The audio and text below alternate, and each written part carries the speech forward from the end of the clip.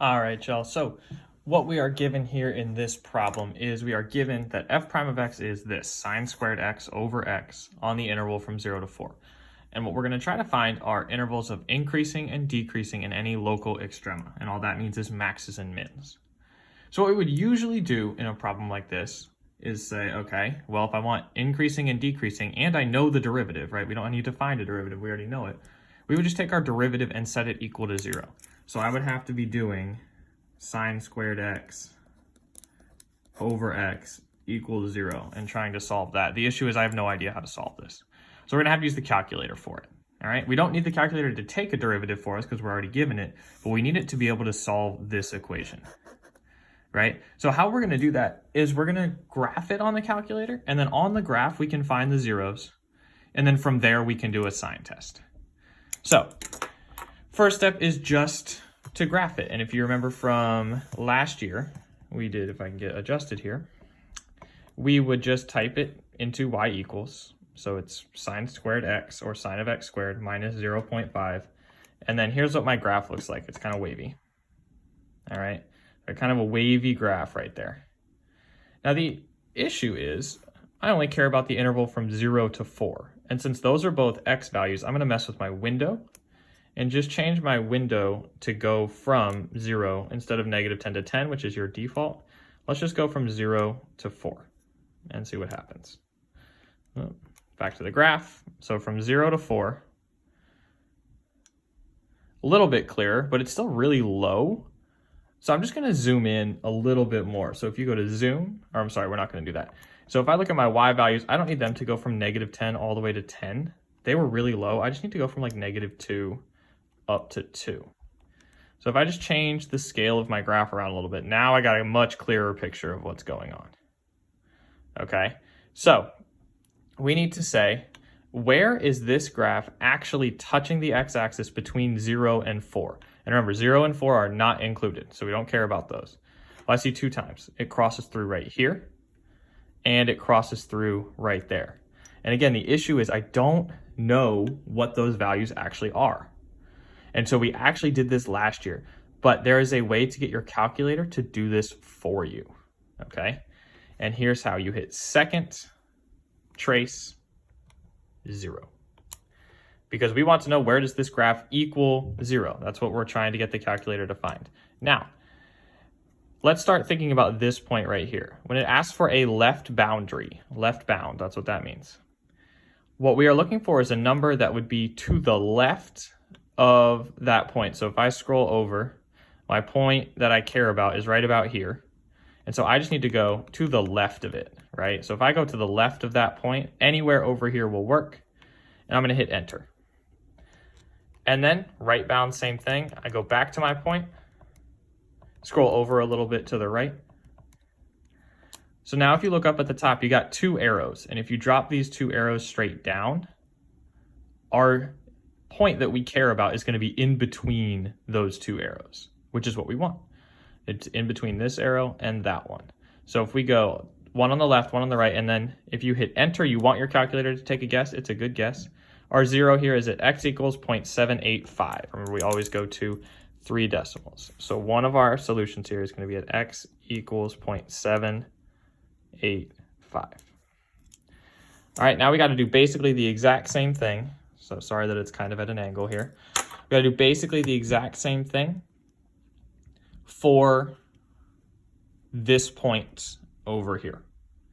All right, so again, I'm going to go second, trace, 0. And now instead of trying to solve for this point, I need to solve for this one.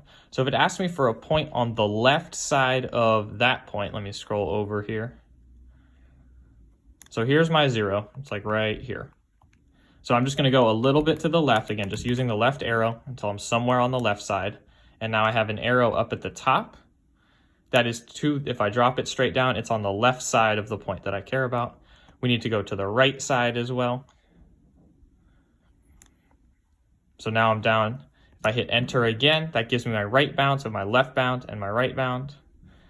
Then, once we have those 2 arrows and the 0 somewhere in between them, so if I bring the 0 up, it's in between these 2 arrows, that means I'm good to go. I can hit guess. And our next one is that x equals 2.356. So our two answers were 0.785 and 2.356. And now it's actually all steps that we already know how to do, because now we want increasing and decreasing, which just means I need to do a sign test. So if I set up my sign test here, technically at these two arrows, because we only care about going from 0 to 4, we can just go ahead and label the arrows. We start at 0, it doesn't go to forever, stops at 4. And then the 2 points that I care about are 0.785, which would be like right here, and 2.356. So here's my sign test. And now instead of picking numbers and plugging them in, let's just use the graph. So if I look between 0 and 0.785, between 0 and 0.785, this graph is underneath the x-axis, which just means it's negative. No need to plug in any numbers and do any checking like that. If I look between 0.785 and 2.356, I'm up above the x-axis. So that means we're going to be positive right there.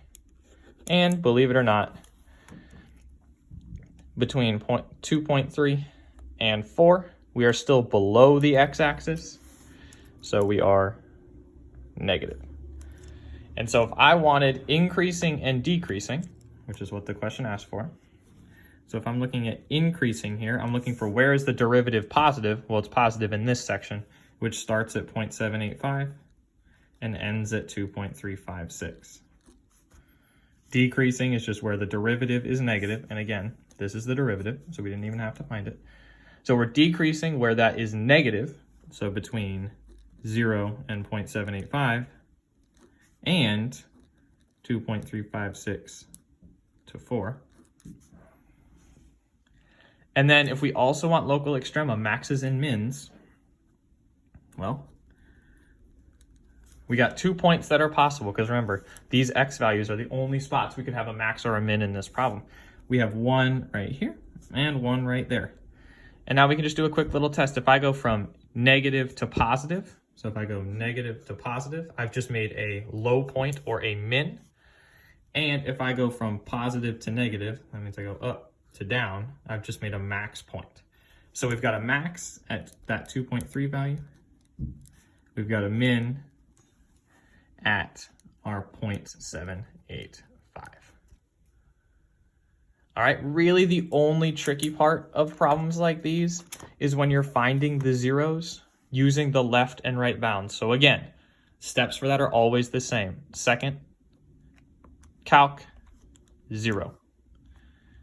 Find your point, go to the left of your point, hit enter, go to the right of your point, hit enter, have your calculator take a guess. All right, and that is all.